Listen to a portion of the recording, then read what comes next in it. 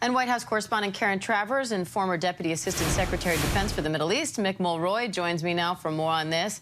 Karen, U.S. Secretary of State Antony Blinken says the U.S. will continue to assist Americans in Sudan in planning for their own safety. And he just recently gave an update.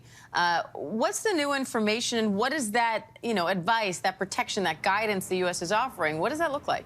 Diane, Secretary Blinken said that the decision to suspend operations in a country and remove U.S. personnel is the most difficult decision a Secretary of State has to make. But he said the situation right now in Sudan was unacceptable risk to keep Americans there at this time, and that is why the decision was made. He said that diplomatic and consular work continues, though, right now, and that the administration is in close contact with U.S. citizens who are still in the country, and that they're working on potential safe routes to get them out of there if that is what they want to do. Because remember, they say that some of the Americans who are there are dual citizens and might want to stay in country. Secretary Blinken said, though, that the U.S. is working with allies and partners who are trying to get their own personnel out and seeing if that Americans could also be part of those efforts. Secretary Blinken also said that they're working to return diplomatic and consular presence there in Sudan as soon as possible.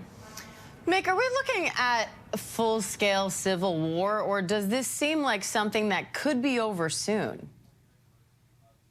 So, Dan, I certainly hope we're not looking at that. But unfortunately, the two sides don't seem to be able to even maintain a ceasefire.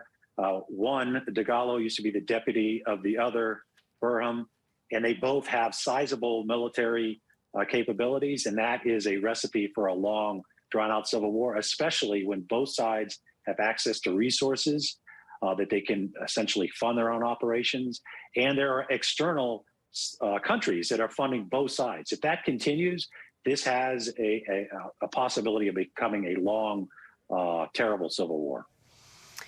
Karen, what's at stake if this isn't resolved soon?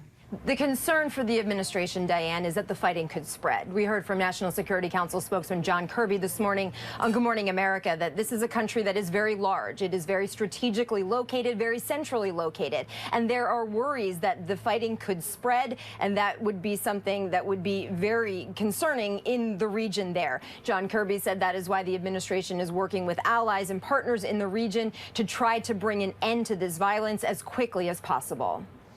Mick, top National Security Council spokesman John Kirby said the U.S. is monitoring all of this with drones. Is there anything that could prompt an escalated response from the U.S.?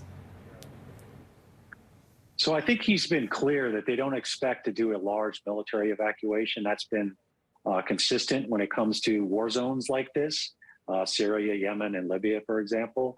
But if a U.S. citizen is either taken hostage, and I don't know why they would be, but if they were, then, of course, the United States military will be called in to try to resolve that situation. So if there's U.S. citizens put at risk, specifically if there's one taken hostage, which may occur because of some leverage that one side wants to get, then I can see that. If not, I think they're just going to provide the most safe route to places like the Port of Sudan and a potential pickup using U.S. naval assets at the Port of Sudan. But I don't see them getting actively involved.